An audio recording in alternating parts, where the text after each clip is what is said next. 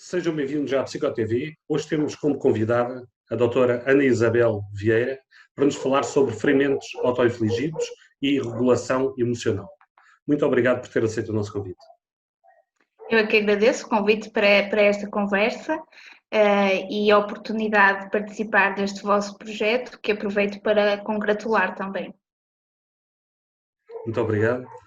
Para começarmos, pergunto-lhe o que é regulação emocional.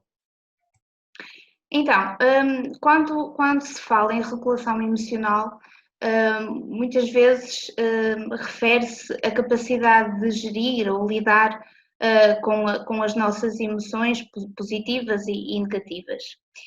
Isto não deixa de ser verdade, mas a regulação emocional vai mais além.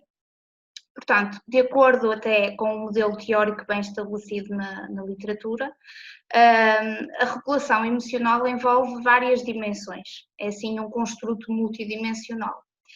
E, por um lado, nós temos as dimensões que envolvem a consciência, compreensão e aceitação das emoções, isto é, a capacidade de as aceitar, de compreender o que é que estamos a sentir, e quando eu falo na capacidade de aceitar, estou a falar também em aceitarmos as emoções mais negativas ou intensas.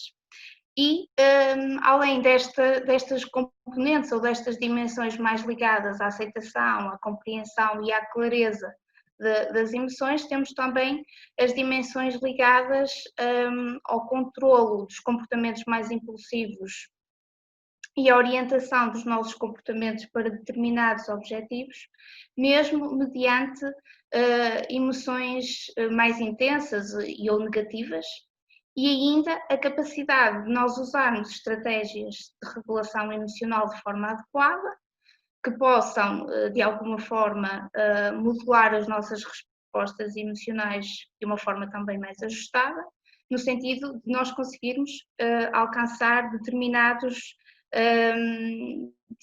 objetivos. Quando nós falamos aqui de estratégias de regulação emocional, podemos estar a falar em estratégias como falar com alguém próximo, fazer uma atividade que nos faça sentir melhor, entre outras.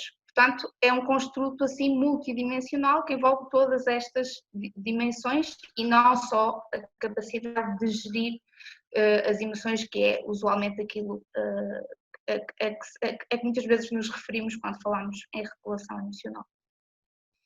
Na falta da regulação emocional, o que pode levar aos ferimentos autoinfligidos? Então, antes de até falarmos no que é que pode levar aos ferimentos autoinfligidos, eu acho que é também importante caracterizar estes comportamentos. E assim, de uma forma muito reduzida, os ferimentos autoinfligidos são caracterizados como uma lesão direta e deliberada da própria superfície corporal, sem uma intenção suicida, que não é cultural ou socialmente aceite. Os atos mais frequentes ou mais comuns apontados na literatura são cortar e arranhar a própria pele, mas também existem outros comportamentos, como por exemplo magoar ou provocar escoriações, queimar ou morder o próprio corpo. Portanto, assim, de forma resumida, esta é a definição dos ferimentos autoinfligidos. Agora, quanto ao que é que pode levar a estes comportamentos? Eu diria que não existe uma única explicação. Estes comportamentos resultam possivelmente de um conjunto alargado de fatores psicossociais, que incluem fatores de natureza mais individual e fatores de natureza social, como por exemplo experiências de abuso na infância, uma propensão, digamos assim, uma predisposição para uma elevada reatividade emocional, criticismo familiar, exposição a pares com ferimentos autoinfligidos, limitadas competências de resolução de problemas e de comunicação interpessoal e, claro, as dificuldades na regulação emocional. É certo que a desregulação emocional é dos fatores mais estudados neste âmbito e que surge frequentemente associado aos ferimentos autoinfligidos, embora possa não ser o único fator a contribuir para o desenvolvimento destes comportamentos, até porque há muita gente que realmente tem dificuldades na regulação emocional, mas que não desenvolve tais comportamentos. Aquilo que já se vai sabendo é que os ferimentos autoinfligidos desenvolvem uma série de funções. Um dos modelos mais conhecidos neste âmbito propõe 4 funções principais, e nós temos então as funções que envolvem o recurso aos ferimentos autoinfligidos para evitar emoções negativas ou estados emocionais negativos, como a raiva, a tristeza, etc. Por exemplo, quando as pessoas referem que recorrem a estes comportamentos para reduzir ou para aliviar certas emoções negativas ou até para aliviar a sensação de vazio. Depois temos as funções que envolvem obter um estado desejável, como por exemplo quando as pessoas dizem que recorrem a estes comportamentos para sentir algo mesmo que seja dor, não é? Quando está aqui muito presente a sensação de vazio, de entorpecimento.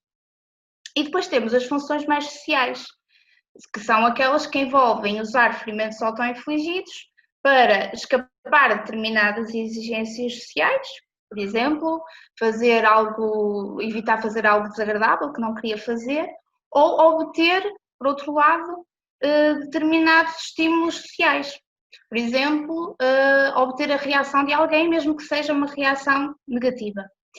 E o que a investigação vai mostrando é que, apesar de todas estas funções serem reportadas, aquelas que são mais relatadas nos estudos que avaliam estas funções em pessoas que têm ferimentos autoinfligidos são, de facto, as funções que envolvem lidar com estados emocionais negativos.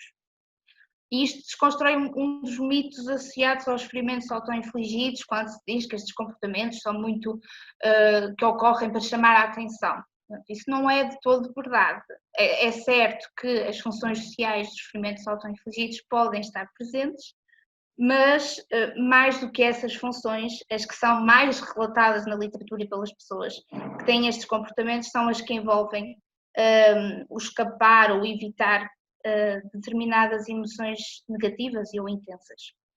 Portanto, o que pode acontecer é nós termos uma situação problemática, como um conflito interpessoal, um problema de qualquer índole, e essa situação ser interpretada de forma negativa pela pessoa, a pessoa não consegue suportar essa situação, as emoções que são despoletadas por essa situação, e, portanto, vai tentar ver-se livre delas de qualquer forma e usa esses comportamentos precisamente no sentido de aliviar ou reduzir as emoções negativas. Portanto, a curto prazo ou de imediato, parece que até que as emoções negativas diminuem ou desaparecem com estes comportamentos e que surgem outras como o alívio ou a sensação de preenchimento quando há um vazio, mas o que é certo é que a médio e longo prazo estes comportamentos têm variadas consequências negativas, até porque aumenta a intolerância da pessoa às experiências emocionais negativas, aumenta a intensidade e a frequência com que os ferimentos autoinfligidos vão sendo usados para fazer face a essas experiências. A pessoa permanece sem estratégias alternativas e adaptativas para lidar com as suas experiências internas e aumentam ou mantêm essas dificuldades na regulação emocional. Portanto, não é o único fator, mas de facto muitas vezes nas pessoas que reportam ou relatam ferimentos autoinfligidos há então a presença de dificuldades na regulação emocional, como falámos há pouco, quer na compreensão, quer na clareza emocional, na consciência emocional, quer na capacidade de desenvolver estratégias adaptativas para lidar com determinadas situações. Falou há pouco da chamada de atenção e daí lhe pergunto, este tipo de comportamento podem ser uma chamada de atenção para algo mais grave que se esteja a passar? Pronto, então no seguimento daquilo que nós temos vindo a falar, os ferimentos autoinfligidos ocorrem então muitas vezes no sentido de aliviar ou reduzir experiências emocionais negativas ou intensas, Portanto, isto é um sinal de dificuldades na regulação emocional. E para além das dificuldades na regulação emocional, existem outros fatores associados aos ferimentos autoinfligidos. Por exemplo, estes comportamentos estão frequentemente associados a um ambiente familiar disfuncional, no qual há, por exemplo, uma tendência de responder de forma irregular ou inadequada às emoções, crenças, pensamentos das crianças, ou há um baixo suporte emocional ou uma elevada crítica. Também aparecem associados a experiências traumáticas, como experiências de abuso físico e sexual, experiências de bullying. Portanto, é sempre importante avaliar características do ambiente familiar e a presença de certas experiências vividas na infância, por exemplo, como as experiências de abuso e de bullying. Além disso, estes problemas ou estes comportamentos surgem frequentemente em pessoas que lidam com perturbações do foro mental, como por exemplo depressão, ansiedade, perturbações de personalidade, uso de substâncias e, portanto, a existência de ferimentos autoinfligidos pode indicar também a psicopatologia comórbida, embora possam ocorrer em pessoas que não tenham qualquer perturbação mental. E parece também que as pessoas que se envolvem em ferimentos autoinfligidos são, digamos assim, mais sensíveis ao stress ou ao conflito interpessoal e, como já vimos, relatam dificuldades na expressão e na regulação das emoções, o que pode sugerir dificuldades nas competências socioemocionais. Portanto, se olharmos para este conjunto de fatores, nós podemos dizer que por detrás dos ferimentos autoinfligidos há sempre uma razão de ser. Eles estão sempre a obedecer a uma ou mais funções, como falámos há pouco, e também estão associados a uma série de fatores. Portanto, nós temos sempre que perceber que fatores é que estão a operar naquele caso, que funções é que estes comportamentos estão a servir e, claro, os antecedentes e consequentes destes comportamentos para então conseguirmos intervir diretamente ou devidamente nestes comportamentos. Sabendo que a faixa etária mais atingida são os adolescentes e jovens, qual a importância do apoio familiar e do papel parental perante estes atos causados pelos próprios filhos ou familiares? O apoio da família é importante a vários níveis, desde a prevenção, a detecção e a intervenção ou acompanhamento dos jovens ou adolescentes com estes problemas. Sabe-se que a relação entre pais e filhos tem, de facto, um papel muito importante e, como nós já vimos, o ambiente familiar disfuncional é um fator de risco para os ferimentos autoinfligidos. E isto até está estudado na investigação atual, por exemplo, em estudos na equipa de investigação em que eu me insiro, nós já conseguimos observar que, em comparação a participantes sem ferimentos autoinfligidos, aqueles que relatavam esses comportamentos no passado ou no presente tinham uma maior percepção de comportamentos invalidantes por parte dos pais, como, por exemplo, ignorar ou responder de forma exagerada às emoções dos filhos. Noutro estudo também percebemos que numa amostra de perturbações alimentares, aqueles pacientes que reportavam ferimentos autoinfligidos em comparação aos que não reportavam esses comportamentos, também tinham sido mais expostos a problemas familiares, como problemas de alcoolismo dos pais, tensão familiar às refeições, baixo peso dos pais. Portanto, é sempre importante considerar as características do ambiente familiar e, possivelmente, um ambiente familiar mais seguro e apoiante, no qual as emoções sejam validadas, deverá levar a uma menor propensão de desenvolver estes comportamentos. Por isso, pode ser preventivo ou protetor promover um ambiente familiar com estas características, através de práticas como modelar formas saudáveis de gerir as emoções ou stress, promover estratégias de enfrentamento ou de coping positivas e saudáveis, manter uma comunicação familiar aberta, validar as emoções, que é muito importante. Portanto, uma série de práticas que podem promover este ambiente familiar que será protetor para esses comportamentos. Depois, sabe-se que a detecção dos ferimentos autoinfligidos por parte dos pais está associado a uma maior procura de ajuda e, portanto, os pais devem ficar sempre atentos a um conjunto de sinais de alarme que incluem, por exemplo, marcas de cortes ou arranhões nos braços, nas pernas, na barriga, etc. Que incluem também perceber se o filho ou o jovem anda mais retraído, anda mais distante, se passa períodos longos fechado no quarto sozinho, se usa roupa inadequada para a estação do ano, ou seja, se está calor e o jovem usa roupa de manga comprida, por exemplo. Enfim, é um conjunto de sinais de alarme a que os pais podem dar atenção para detectar estes comportamentos.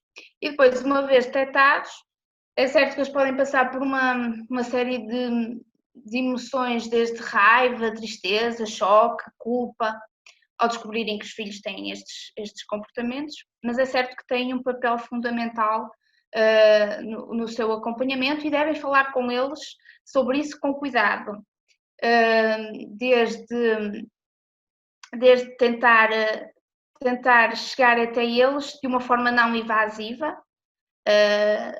no sentido de os ajudar a reconhecer o impacto que estes problemas têm em si e nos outros, e procurar ajuda para que os jovens ou os adolescentes, os filhos, possam desenvolver estratégias adaptativas para lidar e alternativas para lidar com as situações em vez de magoar o próprio corpo. Não devem esperar que o comportamento por si só seja ultrapassado ou desapareça.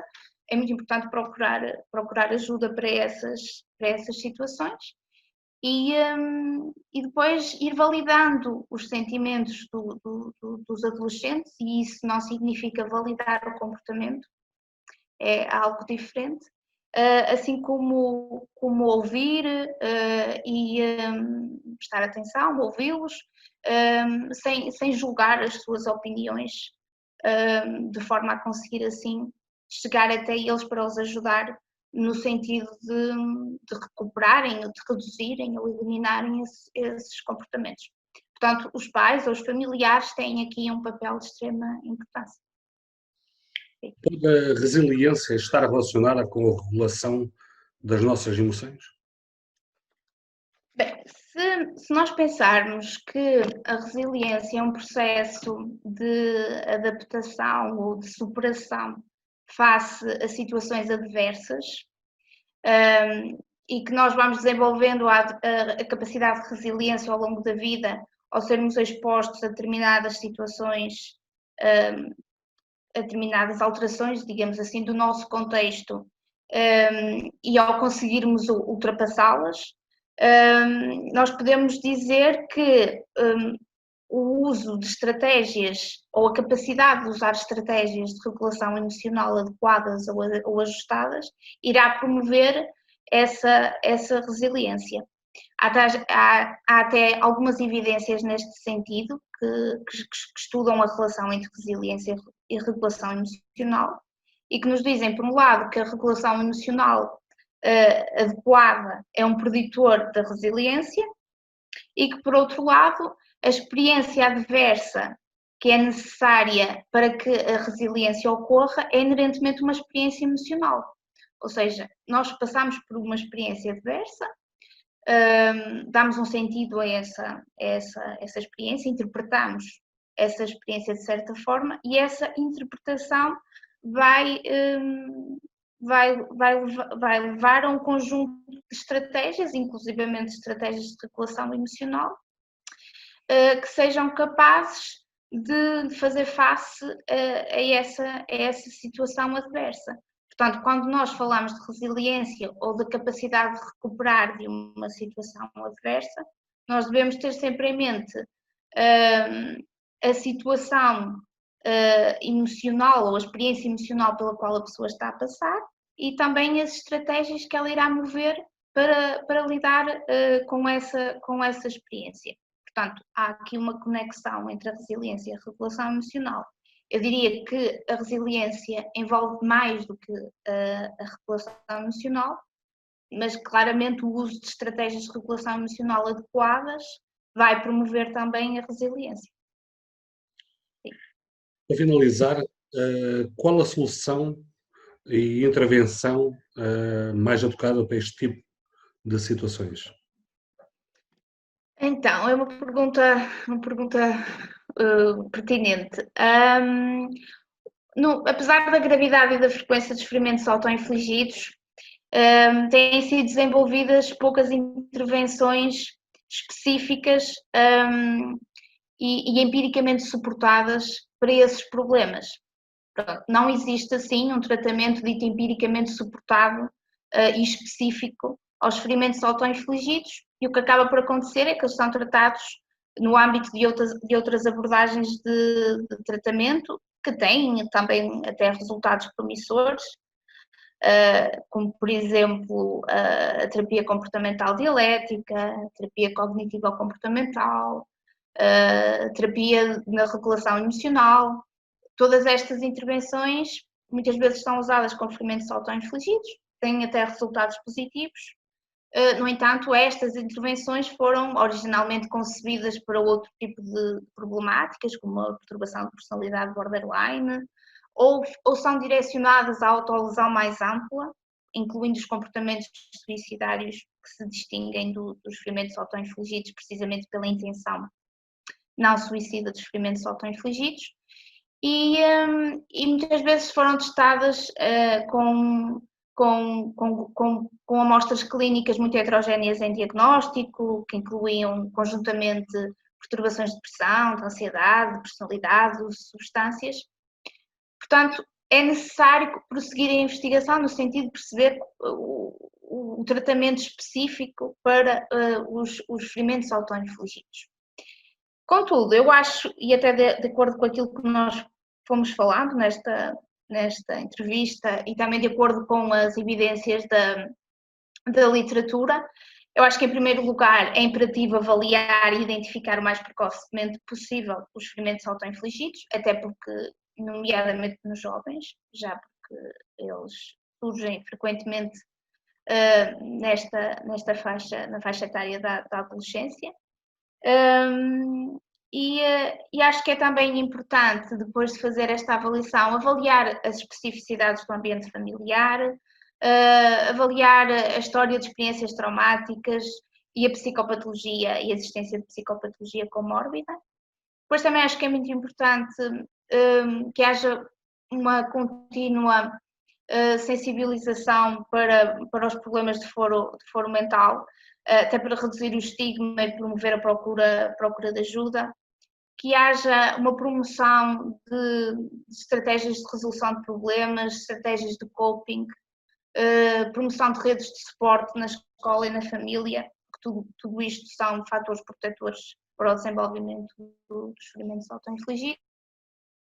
Depois, cada caso é um caso e nós teremos sempre que avaliar os fatores preponderantes para cada caso, bem como as funções, os antecedentes e consequentes dos ferimentos autoinfligidos, mas eu diria que é sempre útil que a intervenção tenha uma componente destinada às competências de regulação emocional, até para que as pessoas possam desenvolver aqui comportamentos adaptativos e alternativos aos ferimentos autoinfligidos, não é? Consigam regular as emoções de outra forma, sem ser através dos ferimentos autoinfligidos, da lesão a si próprio.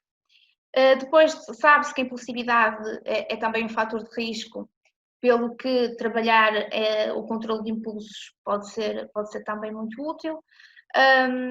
Bem como as estratégias de resolução de problemas. Embora menos frequentes ou menos relatadas, as funções sociais dos ferimentos autoinfligidos também estão presentes e por isso será também importante trabalhar as competências ou aptidões de comunicação interpessoal E depois os ferimentos autoinfligidos envolvem uma expressão ou uma atitude negativa perante o próprio corpo, pelo que trabalhar a relação do indivíduo com o seu corpo também será importante. Portanto, eu acho que uma intervenção que cubra estes fatores poderá ter bons resultados e, neste sentido, num projeto de investigação que atualmente trabalho na Universidade do Minho, nós tivemos como interesse desenvolver e implementar uma intervenção em grupo de natureza breve direcionada a pacientes com perturbações de comportamento alimentar que também reportassem o envolvimento atual ou passado em ferimentos autoinfligidos. E o objetivo dessa intervenção, orientada por estratégias de orientação cognitivo-comportamental, foi precisamente trabalhar competências adaptativas em domínios de risco para o desenvolvimento e manutenção, quer dos ferimentos autoinfligidos, quer das perturbações alimentares, que foram precisamente a desregulação emocional, a impulsividade, as limitadas aptidões de resolução de problemas, as dificuldades na comunicação interpessoal e a insatisfação corporal ou o investimento emocional no próprio corpo. E embora esta intervenção tenha sido testada com um grupo reduzido de participantes e seja precisa mais investigação para averiguar a sua eficácia, é certo que nós tivemos resultados promissores, nomeadamente em termos de viabilidade e satisfação da intervenção. Portanto, eu acredito que uma intervenção específica aos ferimentos autoinfligidos passe por abordar, primeiro avaliar, de forma a perceber quais os fatores mais preponderantes para um caso em particular, e depois abordar este tipo de fatores psicossociais que estejam aqui envolvidos no desenvolvimento e manutenção dos ferimentos autoinfligidos. E este trabalho depois pode seguir um formato mais individual ou até grupal, como foi o caso da intervenção que nós desenvolvemos. E é isto. Não sei se respondi a tudo o que pretendem. Muito obrigado pela sua participação. Obrigada eu.